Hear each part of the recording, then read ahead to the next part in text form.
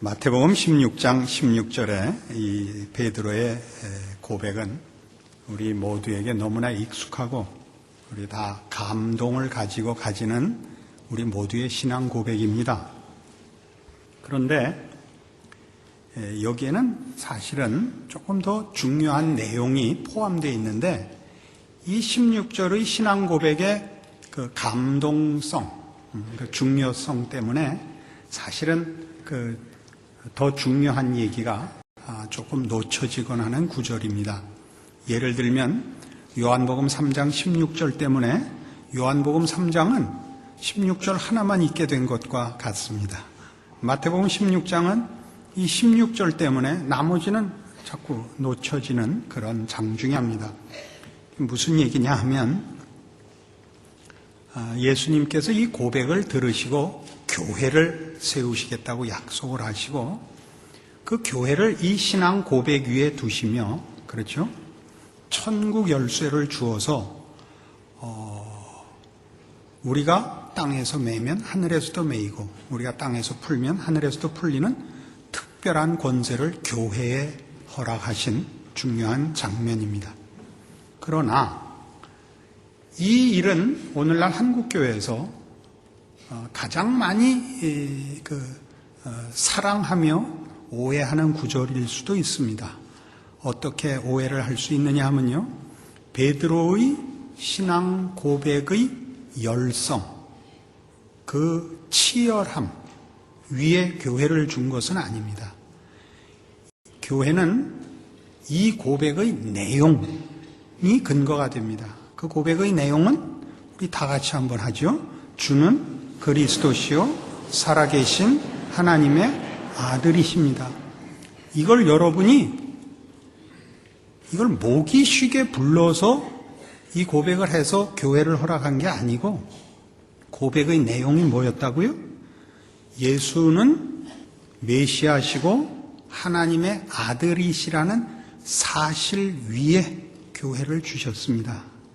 그러니까 제발 여러분이 교회를 매겨 살리려고 좀 하지 말아달라는 얘기입니다. 교회는 예수께서 그의 백성들을 부르시며 키우시며 복 주시려고 당신의 능력과 은혜 위에 세운 겁니다. 교회를 위해서 기도 좀 하지 마십시오 라고는 얘기할 필요가 없지만 말하자면 그렇다 말입니다.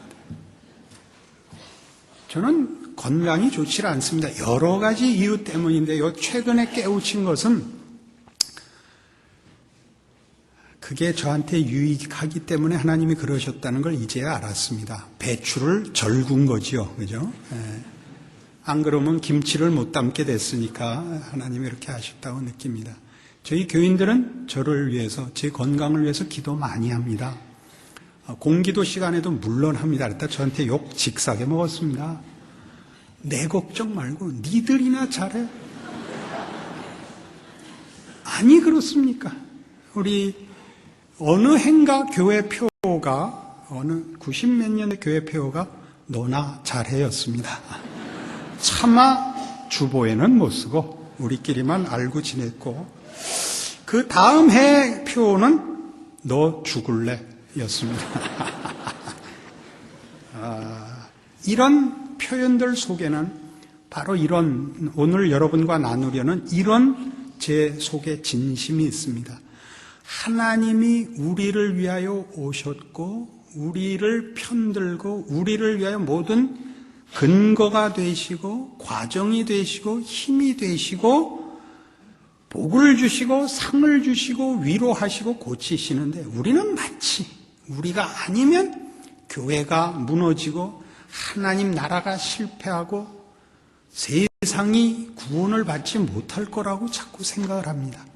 그건 물론 신자가 지는 신앙상의 열심이요 복음에 대한 자랑으로서 얼마든지 환영합니다.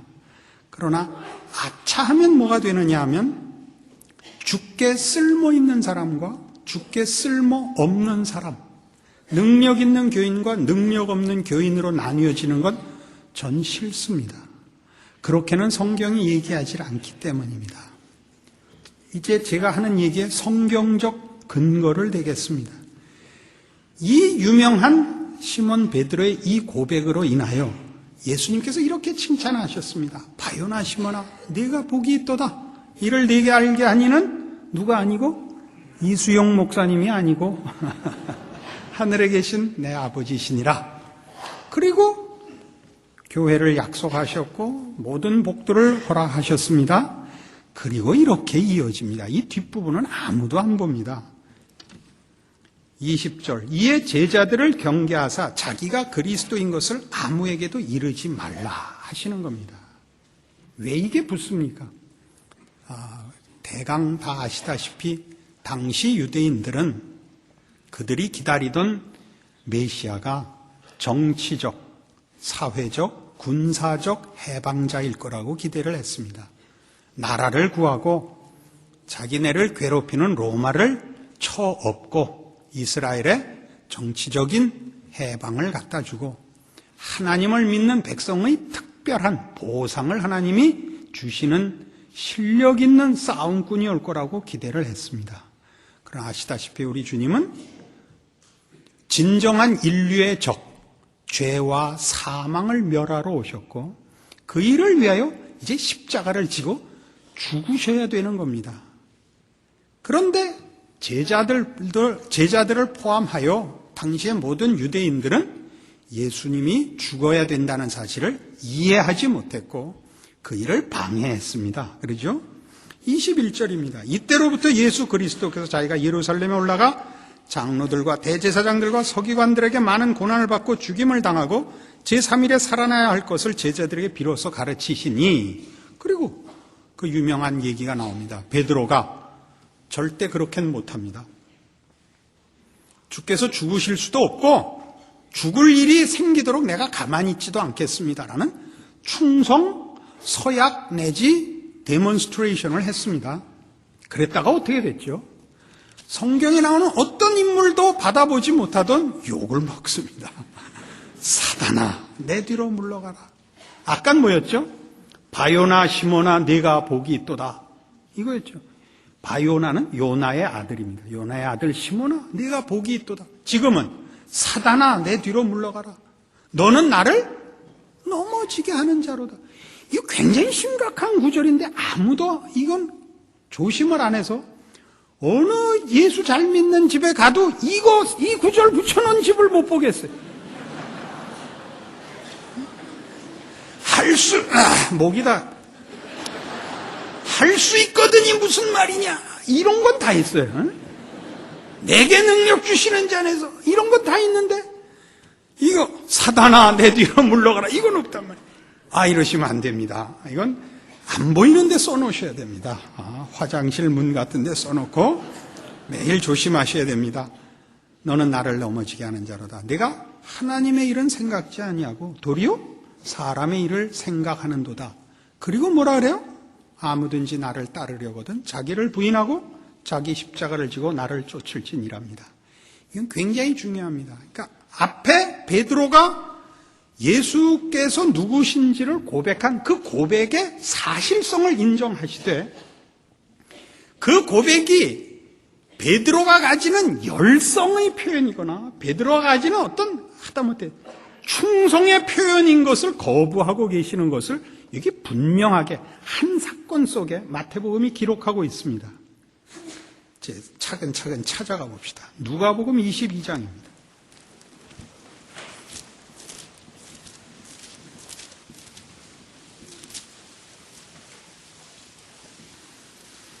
누가복음 22장 24절입니다.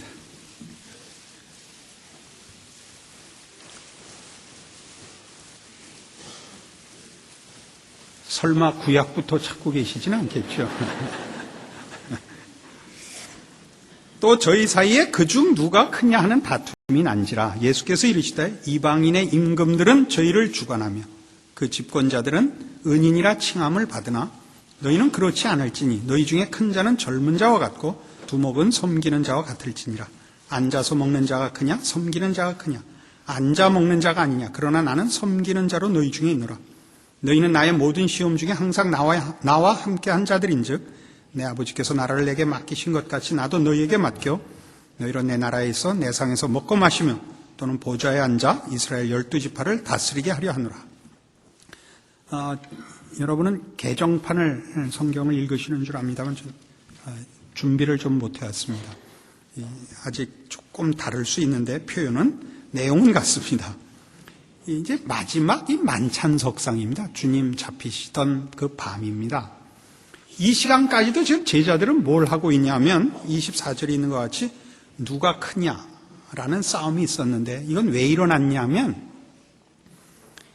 그들이 지금 예수를 그리스도라, 즉 메시아라고 고백하고 믿고 있는 그 믿음의 당연한 결과로서 이제 예수께서 죽은 자를 살리시며 파도를 잠재우신 능력으로 이스라엘을 정치적으로 회복하시고 적을 물리칠 때에 논공행상에서 누가 더 큰 상을 받을 것이냐라는 싸움 중인 겁니다, 지금.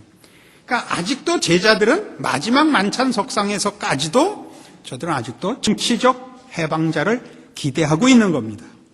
그러자 예수님께서 저들의 싸움을 말리고 내가 너희들에게 하늘나라에서 나와 같은 상에서 먹고 12지파를 다스리는 복을 받게 하겠다 해놓고 뭐라고 이어가시냐면 31절 시몬아 보라 사단이 밀가부르듯 하려고 너희를 청구하였으나 그러나 내가 너를 위해 네 믿음이 떨어지지 않기를 기도하였노니 너는 돌이킨 후에 네 형제를 굳게 하라.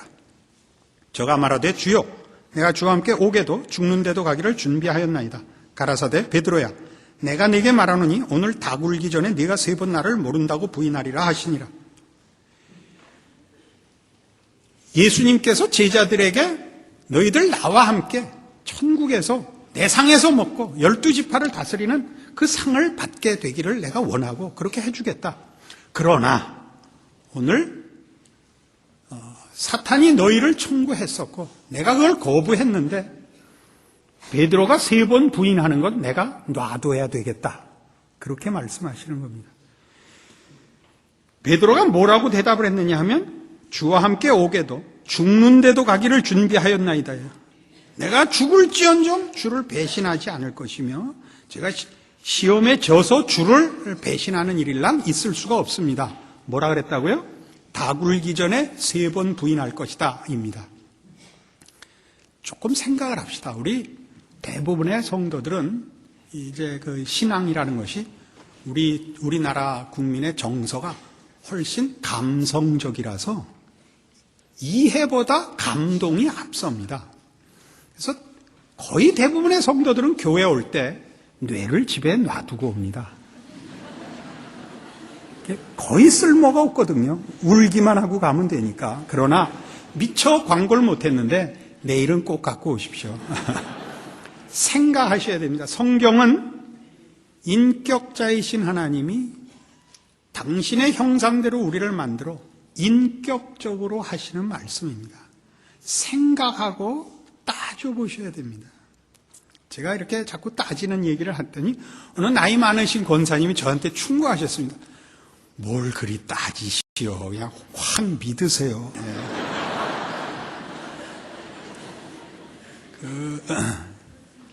하나님은 우리의 지정의 전 인격을 동원하여 항복받으시려 하십니다.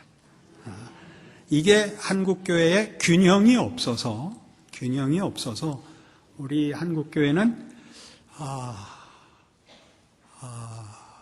수준 이상의 열심과 수준 이하의 지성을 가지고 있는 그런 사실은 현실을 맞고 있습니다. 옆으로 가지 말고 본론으로 빨리 갑시다. 예수님께서 그 제자들, 이 바보들이거든요, 지금. 우리 이렇게 얘기해도 괜찮습니다. 뭐 제자들에 대해서 뭐 하나도 기죽을 거 없습니다. 이 병신들이거든요. 이 사단이니까 달라 그러는 거죠. 예수가 누군지 모르니까 달라 그러는 거죠. 안 주셨어요. 그런데 베드로의 3번 부인은 놔두시고 뭐라 그러냐면 너는 돌이킨 후에 네 형제를 굳게 하라 해요. 이 실패가 필요하다는 것입니다. 물론 여러분 중에 예수 믿는 스타일이 다 다를 수 있고 각각의 취향이 다 달라서 사실은 신앙을 이래야만 된다라고 어떤 색깔로 정할 수는 없습니다. 어떤 이들은 순탄한 믿음을 가지며 또 하나님께서 이렇게 늘 형통하게 쓰시는 분이 있습니다. 어떤 이들은 고민하며 실패하며 넘어지며 신앙을 채우는 분들이 있습니다. 저는 후자에 속한 사람입니다. 그러니까 내일부터는 오늘 들어보시고 형통하신 분들은 안 오셔도 됩니다. 고민하는 사람들 얘기 쪽에 제가 있습니다. 우리가 생각해 보면 예수님께서 사단의 요구를 거절하시면서 베드로를 실패케 하는, 베드로에게 치명적인 약점이 되는 이 길을 왜 허락하셨는지 척 이해가 되질 않습니다. 오늘 이 얘기를 굉장히 이제 여러 개로 하겠습니다만은 여러분들 생각에 그래도 목사라도 되면 좋은 학교 나오고 잘생기고 모든 일을 다 사법고시도 수석하고 행정고시도 수석하고 외교고시도 수석하고 대통령 나오라고 부시가 와서 빌고 그러는데도 거절하고 목사가 됐다. 이게 멋있어 보이지요. 이게 멋있죠. 학교 옛날에 있었던 그 국가고시 떨어져서 서울 지역엔 갈 수가 없어서 무슨 저기 어디 지방 대학을 갔다가 보결로 편입 들어와서 낙제했는데 학교 총장 친구의 누구를 알아서 이렇게 목사 됐다 그러면 아무도 그 신뢰를 안 합니다. 그러나 하나님은 일부러라도 이렇게 하시겠다는 겁니다. 일부러라도 좀 이제 조금 더 찾아보고 확인을 합시다. 마태복음 26장으로 갑시다. 우선 마태복음 26장 69절 그 세 번 부인하는 장면입니다. 베드로가 바깥들에 앉았더니 한 비자가 나와 가로되 너도 갈릴리 사람 예수와 함께 있었도다 하거늘 베드로가 모든 사람 앞에서 부인하여 가로되 나는 네 말하는 것이 무엇인지 알지 못하겠노라 하며 앞문까지 나아가니 다른 비자가 저를 보고 거기 있는 사람들에게 말하되 이 사람은 나사렛 예수와 함께 있었도다 하며 베드로가 맹세하고 또 부인하여 가로되 내가 그 사람 알지 못하노라 하더라. 조금 후에 곁에 섰던 사람들이 나와 베드로에게 이르되 너도 진실로 그 당이라 네 말소리가 너를 표명한다 하거늘. 그러니까 이제 갈릴리 사람들의 그 사투리를 얘기하는 겁니다. 네 말소리가, 네 사투리가 그 당이라. 저가 저주하며 맹세하여 가로되 내가 그 사람을 알지 못하노라 하니 닭이 곧 울더라. 닭도 기다리고 있다가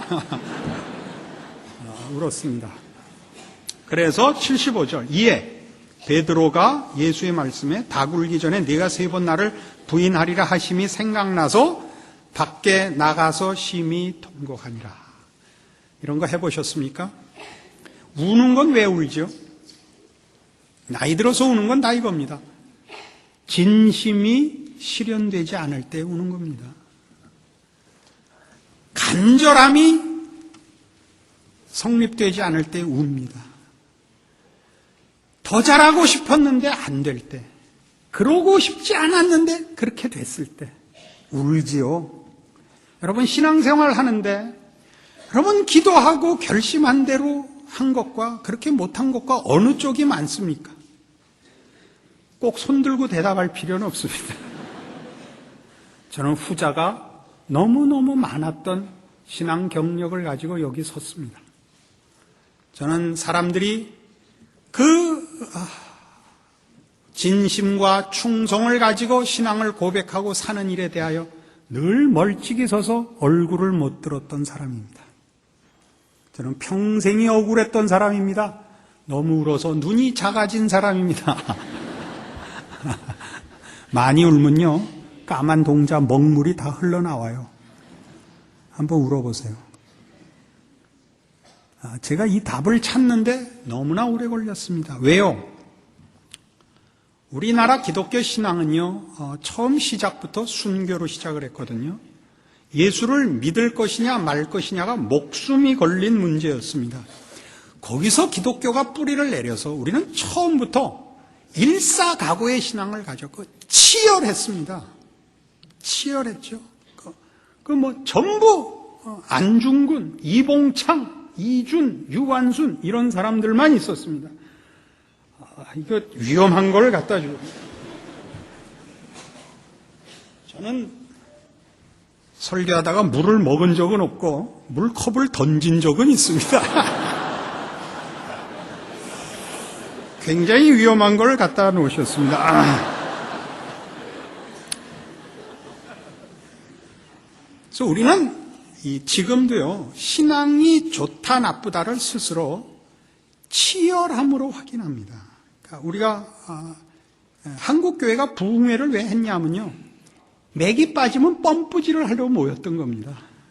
그래갖고 내용으로 펌프질을 한 게 아니라 옛날 얘기했습니다. 언제나 할 게 없거든요. 그러니까 옛날 돌아가신 지 오래된 주기철 목사님, 최권능 목사님, 손양원 목사님 얘기하면서 다시 감동으로 펌프질을 해서 간탱이가 부어가지고 나가곤 했습니다.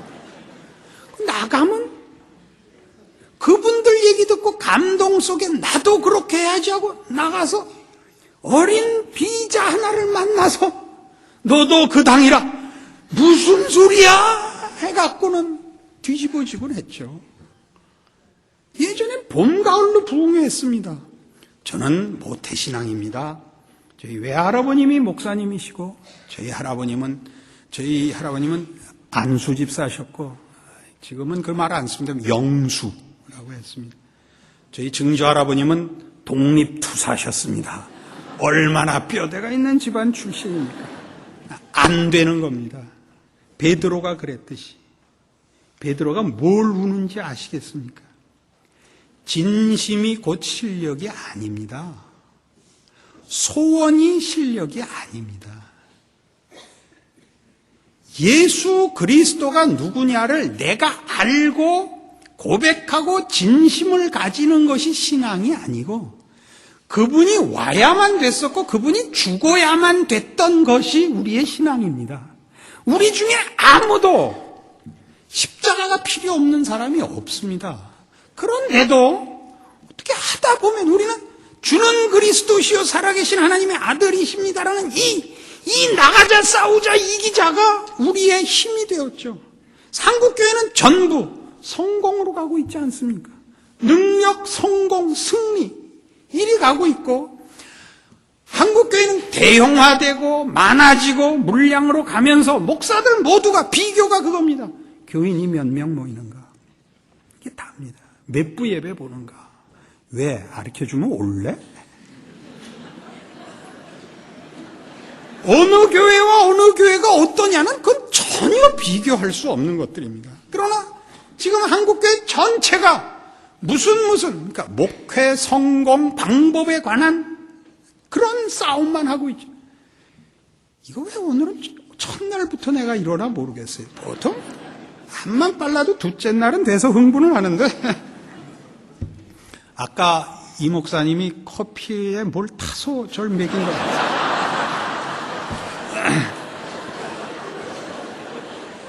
제가 목사들을 예로 드는 것은 결국 여러분을 예로 드는 겁니다. 근데 여러분은 그냥 모르니까 목사들 예를 들죠. 여러분 걸로 들으세요. 그러니까 저를 이제 설교로 목회에 성공한 사람이라 이렇게 오해하는 이들이 좀 있습니다. 그래갖고 목회 성공을 위한 설교 능력 무슨 은사 축복 성공 대세미나 이런 데 불려갔습니다. 불려가는 이유는 하나입니다. 거절할 수 없는 사람이 중간에 서는 적이 있습니다. 그래서 갔죠. 가서 뭐라 그랬겠어요? 아닙니다. 죄송합니다. 이건 아니고 성공 이렇게 하면 된다 이따우 소리 하는 들은 장돌로 찍자 이렇게 해서 다시는 안 부릅니다. 저도 좋고 그들도 좋을 겁니다. 한국교회를 폄하하자거나 부정하거나 비평하자는 얘기 아닙니다. 그런 얘기 아니고 우리가 가진 열심들이 무엇을 근거로 하고 무엇을 믿음으로 해서 그 열심과 치열함이 있느냐, 제발 발밑을 내다보자 이겁니다. 그러지 않으면 전부 이 베드로가 되는 겁니다.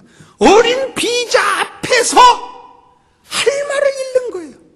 우린 우리끼리만 모이면 큰 소리 치지, 나가면요 접촉사고 하나만 나도 문 열고 이게 된다고요? 우린 실력 없습니다. 한국교회 신앙이란 건 정말 실력 없습니다. 그러나 열심히 특심합니다. 뭐라고요?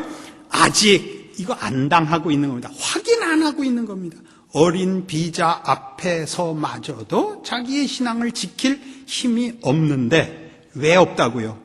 주는 그리스도시요 살아계신 하나님의 아들이십니다라는 그의 고백이 자신의 열심 위에 서 있지 내용으로서의 고백이 아직도 아닌 겁니다. 아직도 아닌 겁니다. 교회 안에서도요. 전 모태신앙입니다. 교회에서 크면서 얼마든지 봤어요. 아무리 오래돼도 신앙이 별로 자라질 않는 이유가 뭔지 아십니까? 한국교회는 일만 하라 그랬거든요. 신앙의 확인이 나타난 일의 성과로 밖에는 점수를 매길 다른 기준이 없었다고요. 내일 모레쯤 이 얘기를 하겠습니다마는 신앙 인격이 좋아지는 것이 아니라 일만 잘해요. 일만. 그러니까 일은 무지하게 잘해요. 한국교회가. 그리고 지랄 맞아요. 교인끼리니까 안 친하죠. 가장 급한 일이 생기면, 정말 급한 일이 생기면 교인한테 가서 얘기하지 않고 고등학교 동창 불러다가 포장마차에서 진로표 사이다 놓고 얘기해요. 교인한테 얘기하면 뭐라 그래? 내 너 그럴 줄 알았다. 너 새벽기도 안 나올 때부터 내 너 그럴 줄 알았다. 요 따위로밖에는 얘기할 줄을 몰라요. 신앙이 뭔지를 몰라요. 신앙이 뭐죠? 우리 중에 아무도 자신을 구할 실력 있는 자가 없다. 그래서 예수가 오셨다가 신앙이잖아요. 근데 왜 이 은혜를 구하며 자비하며 용서하는 건 한 군데도 없고 왜 전부 충성 경쟁만 하고 있는지 이해가 안 돼요. 그러니까 교회가 사랑을 잃지요. 왜요? 아무도 용서하지 않으니까. 속 얘기를 할 수가 없는데 어떻게 해서 교회가 따뜻하겠어요? 응? 난 추워요 지금. 이건 날씨 때문이에요. 요한복음 21장에 가시면 예수님께서 부활하사 제자들을 갈릴리로 와서 만나십니다. 거기에 이런 대목이 나옵니다. 15절입니다. 요한복음 21장 15절입니다. 저희가 조반 먹은 후에 예수께서 시몬 베드로에게 이르시되 요한의 아들 시몬아 네가 이 사람들보다 나를 더 사랑하느냐 하시니 가로되 주여 그러하외다. 내가 주를 사랑하는 줄 주께서 아시나이다. 이건 전혀 다른 고백입니다. 아까 오늘 본문으로 본 마태복음 16장 16절에서 주는 그리스도시요 살아계신 하나님의 아들이십니다는 부를 토한 거예요. 여기서 요한의 아들 시몬아 네가 이 사람들보다 나를 더 사랑하느냐. 이거 왜 이렇게 물으셨죠? 다 주를 버릴지라도 곧다우로 얘기했었거든요. 다 주를 버릴지라도 나만은 죽는데도 오게도 쫓아가겠습니다. 정말 그럴 수 있더냐 이거죠. 네가 이 사람들보다 더 나를 사랑하느냐? 뭐라 그래요?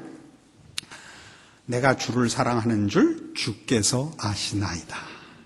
진심이었으나 실력이 없사옵나이다.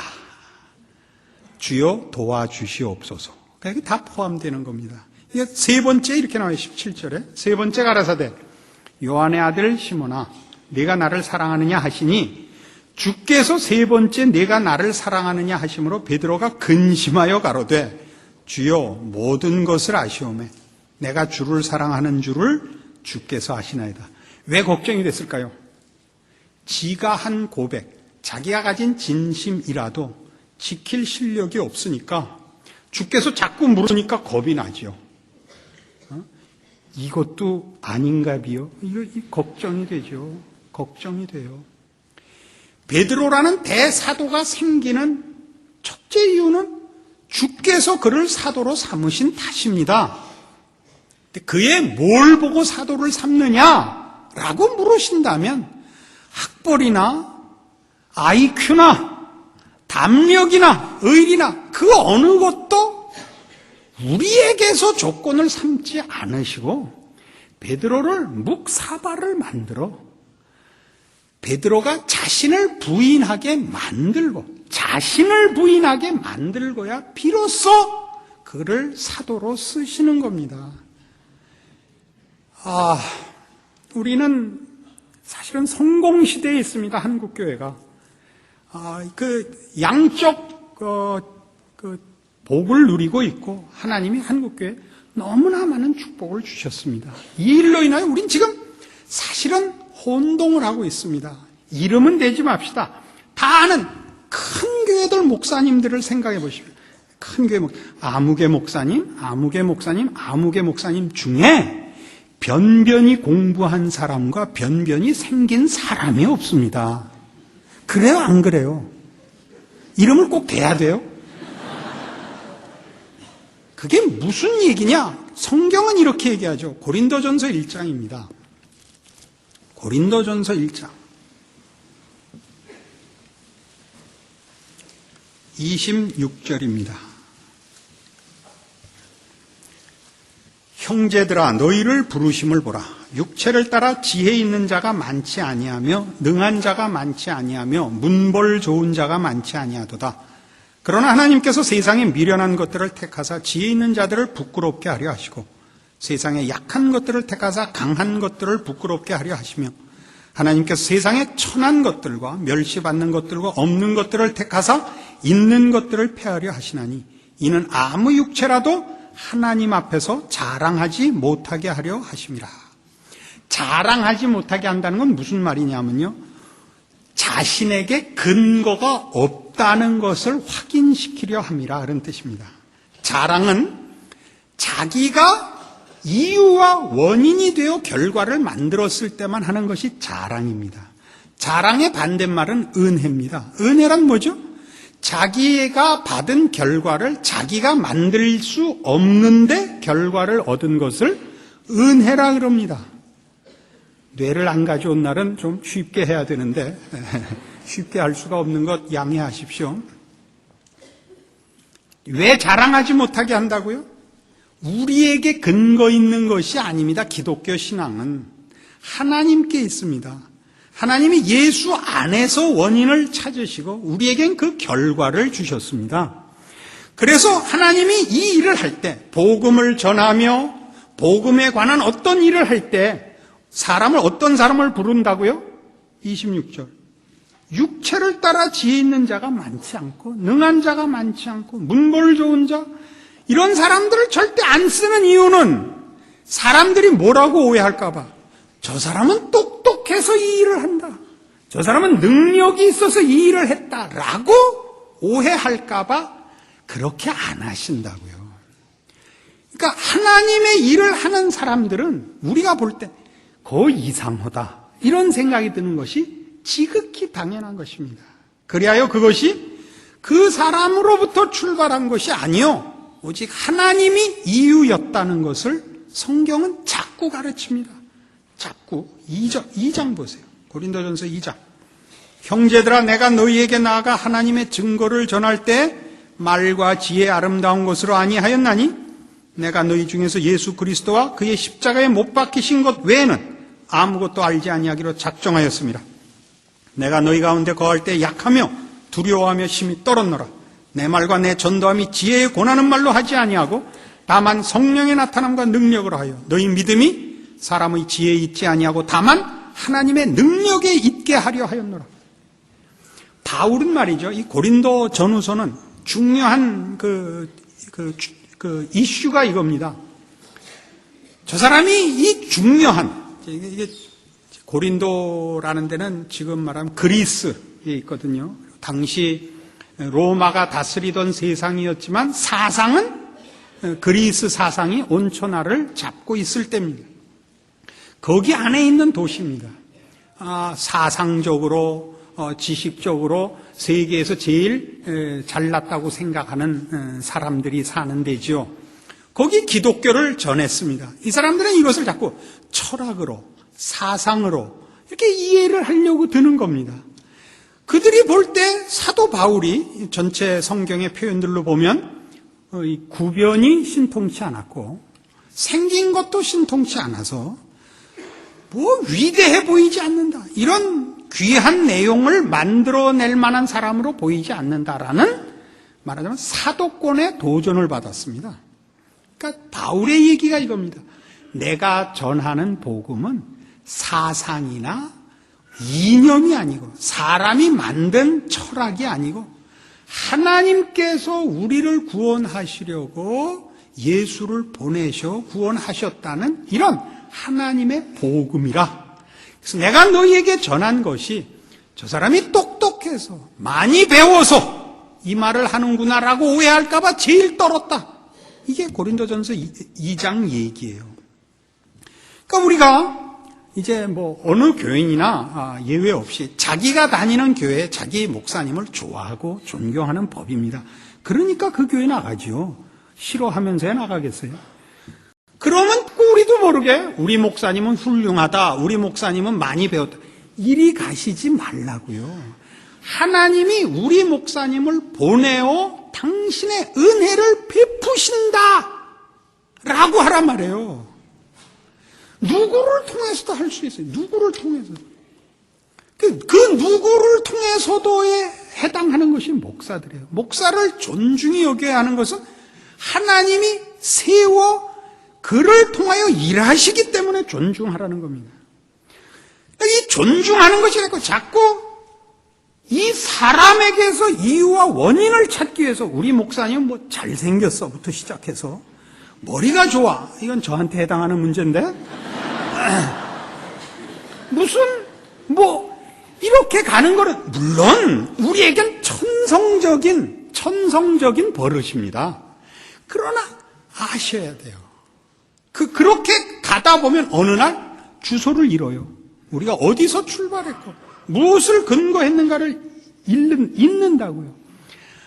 베드로를 3번 부인을 시켜야 됐던 그 일은 바울에게도 그대로 나타납니다. 어떻게 그대로 나타나느냐 하면 바울을 쓸 때 스데반을 죽이고 난 다음에야 부르세요.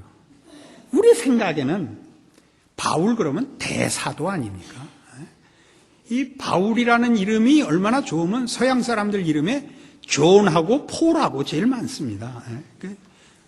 이 바울을 하나님이 쓰기 위해서 스데반을 죽이는 그 과정을 내비두시는 겁니다. 그것 없이는 바울은 서지 못합니다. 왜요? 우리가 우선 오해할 겁니다. 그는 지금으로 얘기하면 경기고등학교 나와서 서울대학 나왔거든요. 그러니까 목사는 KS여야 된다. 이렇게 금방 할 거 아니에요. KS라는데 경신 나와서 서강대 나와야 된다. 그렇게는 아무도 생각 안 할 거 아니에요. 우리 생각에는 하나님의 일꾼이면 스데반이 돌에 맞아 죽으려고 하는데 나서서 여러분 이러시면 안 됩니다. 돌을 던지려면 나에게 던지십시오. 그리고 돌을 던졌더니 다 튕겨서 던진 놈한테 튕겨나서 다 뻗었다. 이렇게 등장을 해야 되죠. 그죠? 우리가 좋아하는 건 이겁니다. 모든 성도들이 최고로 부러워하는 신앙의 모델은 뭐냐 하면 다윗이 골리앗 죽인 겁니다. 그죠? 너는 M16을 들고 오지만 나는 화투짝 하나로 너를 죽일 수 있다. 그거 제일 좋아하죠. 다 할 수 없습니다만은 성경에서 다윗이 골리앗 죽인 사건은 아무 곳에도 인용을 하지 않습니다. 아무 곳에도. 다윗이 밧세바와 동침한 그 범죄는 어느 곳에서나 인용합니다. 시편 51편, 시편 40편, 히브리서 10장, 로마서 4장 전부 그 사건을 가지고 한 다윗의 고백을 듭니다. 무슨 얘기인지 이해하시겠죠? 우리는 믿을 때 은혜로 입어놓고 정리를 거꾸로 합니다. 일단 감동을 해놔서 그러는 것 같습니다. 그래서 감동을 미루어야 되지 않을까? 무슨 기계를 하나 개발을 하든가 약을 개발을 해서 우선 확인을 하고 정리를 하고 그 다음에 울게 감동하게 만들었으면 좋겠어요. 고린도후서 1장에 가시면 이 바울에 관한 그 내용에 우리가 꼭 이해해야 되는 내용이 오늘 그 일관된 내용이 이렇게 나옵니다. 고린도후서 1장 8절 형제들아 우리가 아시아에서 당한 환난을 너희가 알지 못하기를 원치 아니하노니 힘에 지나도록 심한 고생을 받아 살 소망까지 끊어지고 우리 마음에 사형 선고를 받은 줄 알았으니 이는 우리로 자기를 의뢰하지 말고 오직 죽은 자를 다시 살리시는 하나님만 의뢰하게 하심이라. 어떻게 했다고요? 자기를 의뢰하지 않게 하려고 어떤 고난을 줬다고요? 살 소망까지 끊어지고 마음에 사형 선고를 스스로 내린 이제는 죽는구나 라는 지경까지 미뤘다는 거예요. 무엇으로도 부족해서 사도로 부름받기 위해서 스데반 죽이는 나중에 예수를 믿은 사람으로서는 사실은 창피한 가장 부끄러운 실수를 겪게 해서 부른 다음에도 사도로 쓰기 위해서는 그를 늘 하나님이 자신을 의뢰하지 말도록 늘 이런 환경 속에서 그를 끌고 갔어야만 됩니다. 이 내용은 어디에 자세히 나오느냐 하면 고린도후서 11장에 나오는 내용이 여기에 해당합니다. 찾아가 봅시다.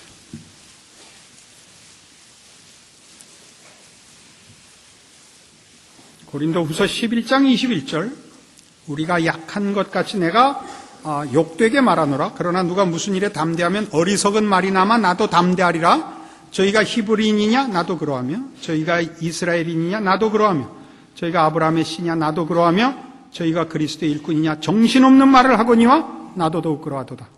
내가 수고를 넘치도록 하고 옥에 갇히기도 더 많이 하고 매도 수없이 맞고 여러 번 죽을 뻔하였으니 유대인들에게 40에 하나 감한매를 5번 맞았으며 3번 태장으로 맞고 1번 돌로 맞고 3번 파손하는데 일주야를 기품에서 지냈으며 여러 번 여행에 강의 위험과 강도의 위험과 동족의 위험과 이방인의 위험과 신의 위험과 광야의 위험과 바다의 위험과 거짓 형제 중의 위험을 당하고 또 수고하며 애쓰고 여러 번 자지 못하고 줄이며 목마르고 여러 번 굶고 춥고 헐벗었노라.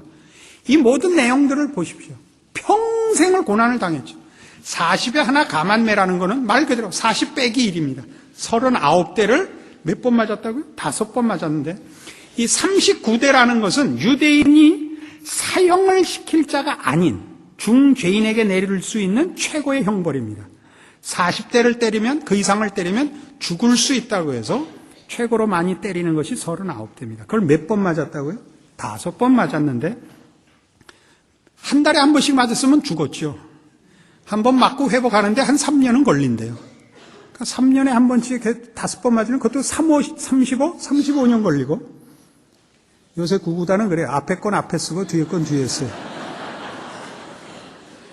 과장법이라는 것도 모르세요? 놀래세요 이렇게. 3번 태장으로 맞고 1번 돌로 맞고 3번 파손하고 이게 한 달 내에 일어나진 않았을 거 아니에요. 그죠? 그러니까 평생을 왜 이렇게 했다고요? 아까 고린도후서 1장 9절에서 본 바와 같이 자기를 의뢰하지 말고 하나님만 의뢰하도록 시작부터 자랑할 것이 없게 시작을 시키더니 평생을 어떻게 한 거예요? 평생을 늘 눌러서 하나님만 의뢰하게 만들었다니까요. 하나님만 의뢰하게. 늘 나로부터 힘이 나가지 않는다. 나로부터 이유가 있지 않다. 나로부터 시작하지 않는다를 늘 확인시켜야만 됐었대요. 왜 이 얘기를 오늘 한다고요? 여러분, 신앙생활이라는 건 말이죠. 주를 위하여 번듯하게 무엇을 해놓는 싸움이 아니더라고요. 속 썩는 일이에요. 어떤 속을 썩느냐? 나는 아니구나, 나는 아니구나, 나는 아니구나 이에요. 왜 그게 필요한지 아세요? 여러분이 그래서 자신을 부인하고 자신을 미워하고 자신을 포기하고 무서워서 어느 한순간이라도 주여 나를 놓지 마옵소서라고 매달리는 것이 하나님이 원하는 신자의 신앙의 완성 과정이에요. 뭘 했다는 좋아요 했는데 뭐라 그럴 필요는 없는데 그걸로 평가하지 말자고요. 제발. 나 이게 성질이 나서 평생을 고민했습니다. 왜? 다 와서 이렇게 설계했다. 아브라함을 보라. 봐요.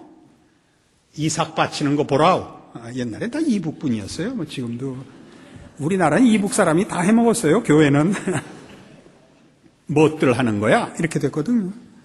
그러니까 하나님 아버지 아브라함 같은 신앙 주십시오. 저도 자식 하나만 딱 주시면 제가 그대로 삶아 바치겠습니다. 다 했어요. 뭘 안 가르쳐 주냐면 어떻게 하면 거기 가느냐는 아무도 얘기를 안 해요. 다니엘과 세 친구, 하나님 오셔서 나를 풀무불에 던져 주옵소서. 이거 하네요. 던질 것도 없어요. 나타나면 다 도망갈 주제에 우린 큰 소리 다 쳤다고요. 그게 아니고 어떻게 하면 그 신앙이 생기는가였어요. 그 신앙은요, 이렇게 지금 제가 예를 든 것 같이 하면 옛날 어른들이 설교 잘못했다는 뜻은 아닙니다. 그땐 그게 최고의 설교였습니다. 그렇게 얘기를 하면 우리가 뭔가 구원을 베푼 하나님을 향하여 은혜에 보답해야 된다는 생각이 들지요. 우리의 정성과 진심을 끌어모아서 뭔가를 해내야 될 것 같아요. 여기에서 평생을 헤맸다고요. 그게 아니고 우리 안엔 하나님이 받으실 것이 아무것도 없습니다. 시편 51편의 다윗의 고백은 뭐냐면 주는 제사를 원치 않으십니다. 주께서 구하시는 제사는 상한 심령입니다로 고백됩니다. 이게 왜 중요하냐고요? 기독교 신앙은 처음부터 끝까지 누가 주의 필요성과 주님만이 답인 것을 이해하고 그를 붙잡고 그에게 매달리느냐의 싸움이지, 예수를 쥐어짜서 나 뭐 하게 해주시옵시오까지도 아니더라고요. 뭘 해요 하기는. 주를 위해 수령님 불로만 주시라요. 이건 이북 공산당 얘기예요. 성경은 그 얘기를 하는 데가 없어요. 그럼 누가 한 건 뭐냐? 쓰는 거예요. 쓰는 거라고. 하나님이 누구를 쓰시는 것은 다른 일이에요. 하나님이 누구를 쓰시는 것과 신앙이 좋은 건 다른 문제라니까요. 하나님이 누구를 통해서 하나님의 간섭과 하나님의 영광을 나타내실 수 있어요. 신앙이 좋으면 쓰는 것이 아니고, 신앙이 변변치 않아도 하나님이 누구를 쓰는 수가 많아요. 우리 그런 사람 많이 합니다. 옛날에 여러분 유명했던 부흥사들 중에 하나님이 그 사람을 쓰는 것으로 인해서 본인이 넘어간 사람들 많습니다. 그 사람이 인격적으로나 신앙적인 핵심으로나 별로 마음에 안 드는데 하나님이 그분을 통해서 많은 사람들을 구원하시며 영광 나타내시는 것 많이 봤습니다.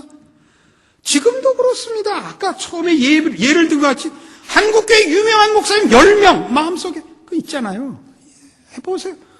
괜찮은 사람이 누가 있나? 설교 들어보세요. 시작해서 끝이 맞는 사람이 있나? 설교학 교수예요, 제가. 우리 신학교. 말이 안 돼. 기독교 TV 틀면 기가 막혀요, 기가 막혀. 응? 은혜 받아요. 그 교회 커요. 크기만 한 게 아니고 그 교인들이 진실로 구원 얻었고 은혜를 입었고 하나님의 백성들이에요.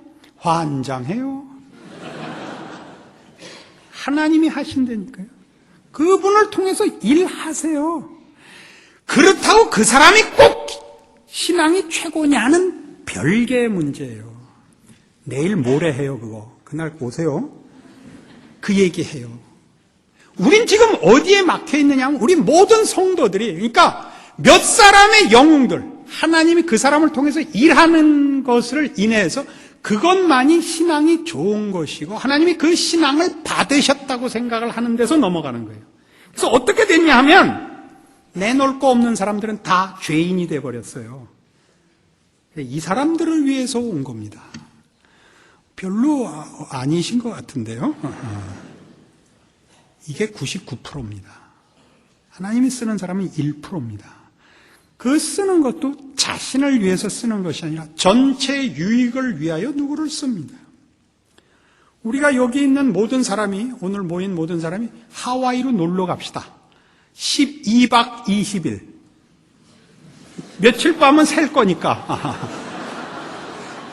한 사람이 2천만 원씩 냅시다. 누가 회개할래요? 아무도 안 하죠. 그러나 우리는 신앙적으로는 이 돈 맡은 사람을 부러워합니다.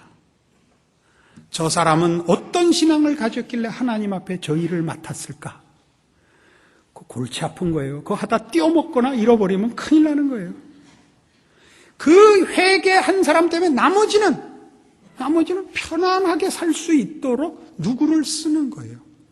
어떤 위대한 인물을 세울 때는 그 사람을 위하여 모든 하나님의 백성에게 하나님이 은혜를 베풀며 복을 베풀게 그 사람을 세우는 거예요. 이 사람은 죽어나는 거예요. 우린 이 사람을 부러워하죠. 왜? 이 사람이 우리와 다르기 때문에 하나님이 이 일을 하신다고 자꾸 생각하고, 이 사람이 없으면 그 일이 안 일어날 뻔했다고 생각을 하죠. 그런 말이 어디 있어요? 모르드게가 에스더 보고 뭐라 했어요? 너 없어도 하나님은 우리 백성 구한다. 네가 지금 그 일을 위하여 준비된 하나님의 사람일지 모르니까 하는 얘기다. 너 안 할래면 말아라 이거예요.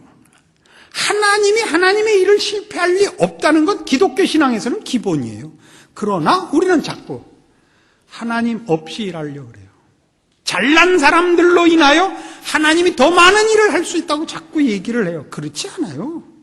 하나님은 우리 모두가 예수 그리스도의 십자가로 말미암은 구원의 은혜와 예수 안에서 허락된 모든 복을 충만히 받기를 원하세요.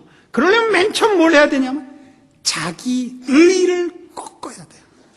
자기 의. 내가 근거가 되고 내가 원인이 되는 걸 다 없애야 기독교 신앙은 제자리에 서요. 그것 때문에 예수가 죽었어요. 그 다 아멘해요. 그래 놓고는 그 다음에 다 나서요.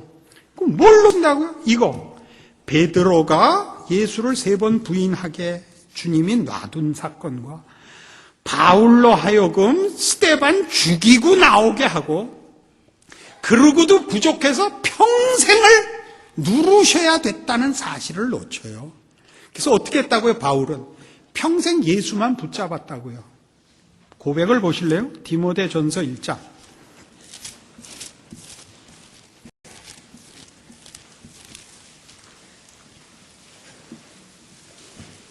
12절입니다. 디모데전서 1장 12절, 신약성경 337페이지입니다.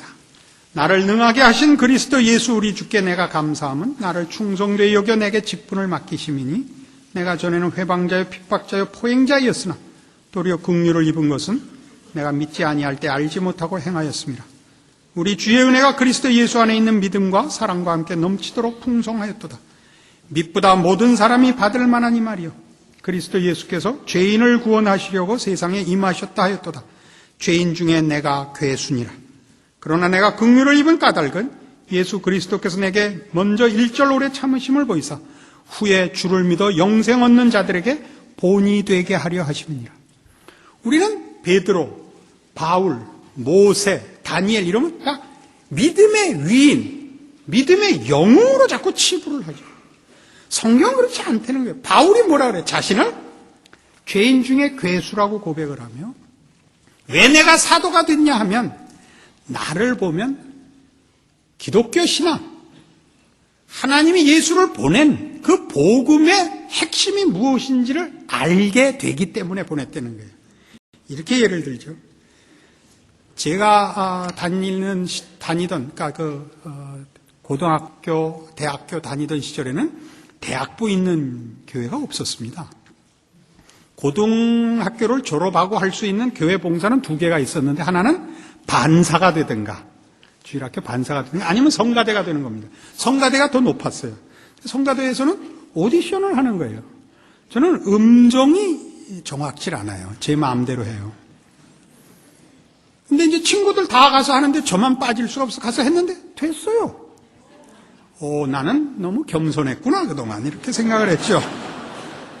성가대를 잘 하고 있는데 어느 날 목사님이 광고 시간에 이렇게 광고를 하셨습니다. 성가대가 굉장히 들어오기가 어렵다는 소문이 퍼져서 지원자가 없는데 그렇지 않다고, 저기 박 선생을 보라고. 그래서 절 뽑았더라고요. 야, 저 박영선이도 하는데 나야 왜 못하랴. 그게 바울의 고백입니다. 할 말이 있으십니까? 내가 구원을 얻었을 뿐만 아니라 사도까지 됐다면 너희야, 우리 옛날식 표현하죠, 일러 무삼하리요, 이겁니다. 왜 이건 없어졌죠? 한국교회는 이 은혜는 어디 갔습니까? 이건 없어지고 모두가 경쟁하여 성공하는 일만 남았습니다. 신앙은 성공이나 능력은 얘기하지 않습니다. 기독교 신앙이 요구하는 판단 기준은 이겁니다. 충성과 진실입니다. 우린 전부 능력으로 가버렸죠. 그래서 이 디모데전서 1장 12절부터 시작한 사도 바울의 자기 고백은 무엇으로 결론이 내려지느냐 하면 17절 다 같이 읽습시다. 만세왕 곧 썩지 아니하고 보이지 아니하고 홀로 하나이신 하나님께 존귀와 영광이 세세토록 있어지이다. 아멘. 으로 가는 겁니다. 그래서 하나님이 그렇게 하셨죠. 당신 같은 이는 없으십니다. 이렇게 가야지. 왜 바울, 베드로, 아브라함, 쌍놈 그러 갔냐 말이에요. 난 이제 천국엔 난 못 가요. 가면 다 기다리고 있어. 너 설교할 때마다 우리 보고 지랄 떨어지노. 이제 이게 성경이에요. 어느 곳에도 성경은 그런 얘기 하잖아요. 아브라함은 왜 아브라함이 됐다고요? 내가 너로 열국의 아비가 되게 하겠으니 내 이름을 아브라함이라고 고쳐라. 그래서 아브라함이 된 거예요. 내가 이렇게 하고 싶사오니 허락하여 주시옵소서 아니라고요. 근데 왜 다 자꾸 일로 넘어가죠? 우리의 죄의 본성입니다. 기독교는 그렇지 않습니다. 왜? 다른 사람을 하나님이 얼마든지 높였을 수 있습니다. 똑같이 낮췄을 수도 있습니다. 바울은 어느 지경까지 가죠? 감옥에까지 갇히죠. 그죠? 바울이 뭐라고 고백해요? 나는 매였으나 복음은 매이지 아니하노라 하죠. 바울 때문에, 바울이 있어서 복음이 전파된 것이 아니라 하나님이 얼마든지 하실 수 있다는 걸 뭘로 증명을 해요? 나중엔 바울을 감옥에 쳐넣어서 증명을 한다니까요. 그래도 바울 하실 거예요, 정말. 그래도 하여튼 내 눈에 바울자만 보이면 하여튼 세문안교회 못 나올 줄 알아요. 우린 이거 다 놓쳤습니다. 성경으로 돌아가십시오. 성경으로. 그래서 빌립보 4장에 나오는 이 바울의 고백은 우리가 이해하는 것과 전혀 다릅니다. 이 고백이요. 빌립보서 4장 10절. 내가 주 안에서 크게 기뻐하면 너희가 나를 생각하던 것이 이제 다시 싹이 남이니 너희가 또한 이를 위하여 생각은 하였으나 기회가 없었느니라. 내가 궁핍함으로 말하는 것이 아니라 어떠한 형편에든지 내가 자족하기를 배웠느니 내가 비천에 처할 줄도 알고 풍부에 처할 줄도 알아. 모든 일에 배부르며 배고픔과 풍부와 궁핍에도 일체의 비결을 배웠노라. 내게 능력 주시는 자 안에서 내가 모든 것을 알 수 있느니라. 그 어느 집에 신방을 갔더니 이 빌립보서 4장 13절을 이렇게 써놓고, 목사님 저는 이 구절을 제일 좋아해요. 저는 내게 능력 주시는 자 안에서 내가 모든 내 괄호를 치고 내가 필요한 것을 거기에 넣어요. 내게 능력 주시는 자 안에서 내가 사법고시에 합격할 것을 믿습니다. 이렇게 여기다 다 한대요. 그래서 좋은 신앙이라고 칭찬해주고 왔습니다. 우리 다 그렇게 쓰지요. 이건 지금 어떤 상황에서 어떤 표현을 하고 있냐면 로마 감옥에 갇힌 바울에게 그리스에 있는 빌립이라는 건 여러분 알렉산더 아버지의 이름을 딴 도시 이름입니다. 거기서부터 옛날에 배 타고 왔는지 육로로 왔는지 긴 그리스에서 이태리에까지 위문을 온 것입니다.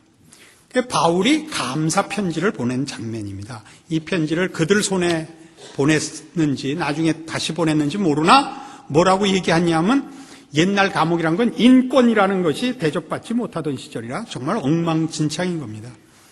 뭐 필요한 게 한두 개가 아닌데 뭐 예를 들면 지금 같으면 뭐 치약도 넣어주고 수건도 넣어주고 속옷도 넣어주고 뭐 그랬을 거 아닙니까? 그런데다 대놓고 내게 능력 주시는 자 안에서 내가 모든 것을 알 수 있느냐 그런 거예요. 그냥 듣자면 그러세요? 그럼 다 필요 없으시겠네요. 그럼 안녕히 계세요. 그러고 가면 되잖아요. 그 얘기 아닙니다. 바울의 얘기는 이거죠. 10절 11절이 얘기하는 것 같이 내가 너희가 찾아온 것 기쁘다. 그러나 내가 기뻐하는 것은 궁핍한 걸 도와줘서 기쁘다는 거 아니다. 그게 11절이잖아요. 내가 궁핍함으로 말하는 것이 아니다. 나는 어떠한 형편에든지 자족하기를 배워서 비천에 처할 줄도 알고 풍부에 처할 줄도 알고 배부른 일, 배고픈 것, 풍부와 궁핍의 일체의 비결을 배웠노니 내게 능력 주시는 자 안에서 내가 모든 것을 알 수 있다라는 고백이 그래서 이어져 나옵니다.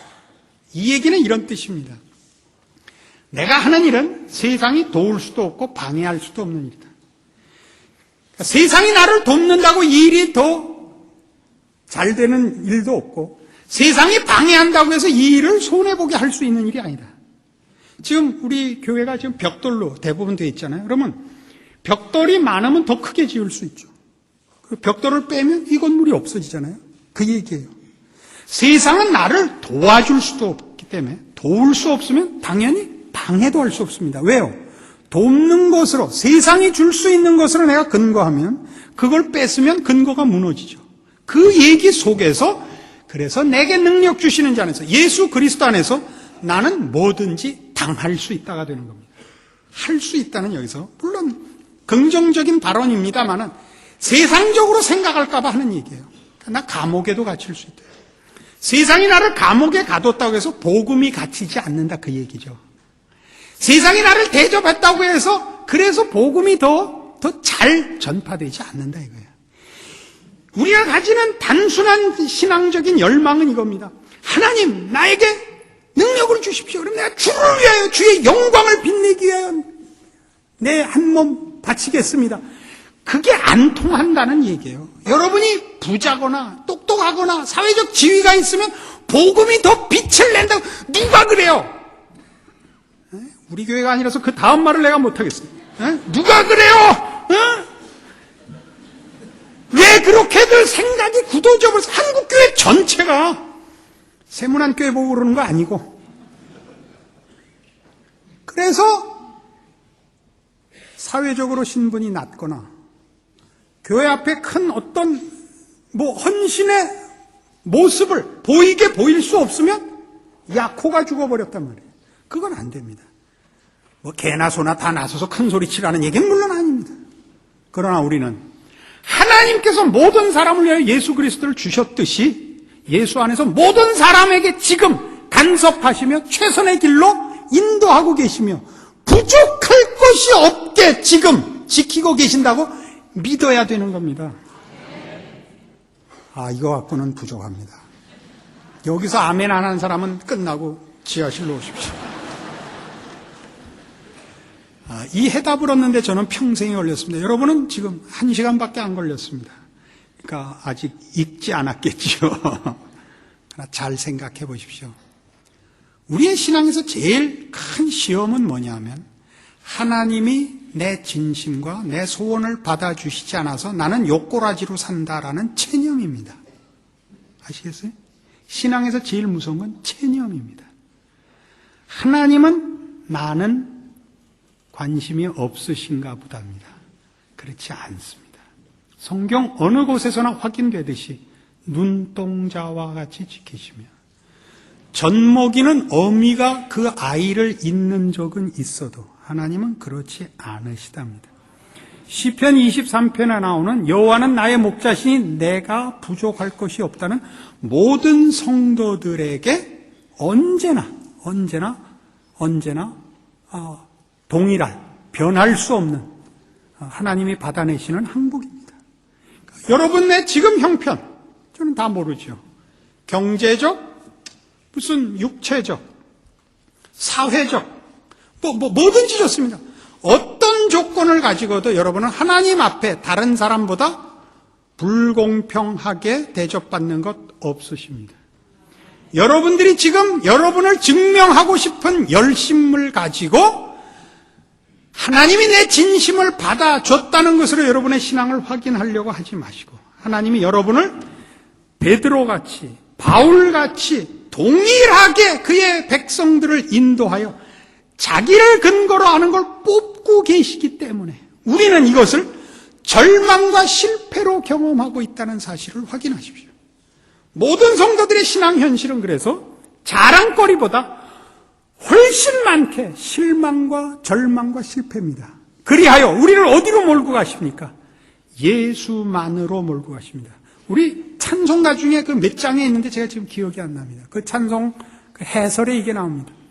어떤 사람이 와서 그 작곡가의 작곡을 하나 했는데 찬송을 거기에 저는 주님이 매일 필요합니다 라는 그 가사에 대해서 어떤 목사님이 그 가사를 바꿔달라고 부탁을 했다는 해설이 어느 찬송에 있습니다. 우리 찬송에 집에 가서 찾아보십시오.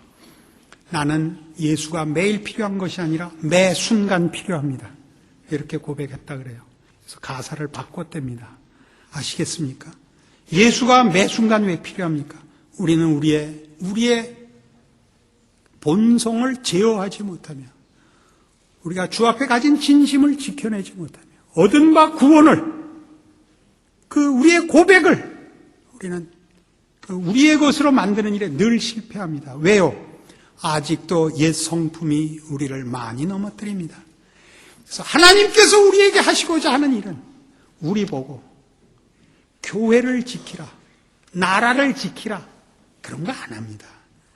주는 그리스도시요 살아계신 하나님이신 그 사실, 그분이 우리를 위해 찾아오시고 허락한 약속 위에 교회가 서고 우리 모두가 그의 백성이 된 것입니다. 그렇게 그 교회에 천국 열쇠가 맡겨지고, 그렇게 부른 성도들의 생애 속에서 예수 그리스도의 십자가로 허락된 모든 구원이 익어가고 채워가는 충만과 완성과 승리가 우리에게 주어지고 있습니다. 그 사실 놓치지 않으시면 여러분은 누구가 이름을 얻고 누구를 통하여 하나님이 큰 일을 하시는 것으로 인하여 여러분이 상대적인 좌절을 느낄 필요도 없고, 하나님께서 나를 통하여 더 큰 일을 안 하시는가라고 햇소리 하실 이유가 없습니다. 이게 우리가 확보하는 하나님의 하나님 되심입니다. 하나님은 과연 우리 하나하나를 기억하시며 그 하나하나의 신실하심과 능력과 무한하신 사랑과 자비를 동원하여 나는 잊고 나는 잠자고 외면하는 순간에도 하나님은 하나님 되심을 지켜오셨구나를 여러분 확인하셔야 됩니다. 여기에 우리 예수 믿는 사람들의 감사가 있습니다. 감사가 있습니다. 여러분 모두에게 우리가 했던 고백입니다. 가지고 있는 고백입니다. 우리의 소원인 열심입니다. 하나님은 이미 다 하고 계시는데 우리는 딴소리하고 있었던 이 사실 확인하셔서 여러분의 신앙 현실은 감사와 하나님의 인도하심에 대한 이해로 인한 기쁨과 승리로 가시는 여러분 모두가 되시기를 바랍니다. 기도하십시다. 하나님 아버지 은혜를 감사합니다. 하나님만 온 천하를 지으시고 우리를 죄에서 구원하시려고 그 아들을 주신 우리 아버지이십니다. 우리가 이 사실을 믿고 고백하옵니다.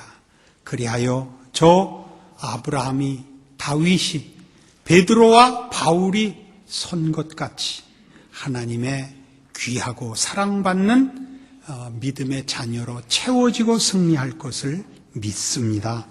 십자가만 붙들게 하옵소서. 예수 안에서 하나님만 찾게 하옵소서.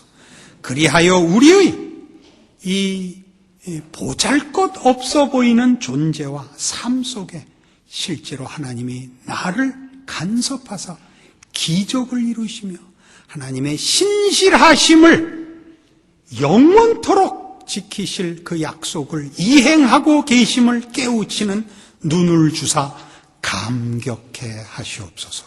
예수님 이름으로 기도합니다.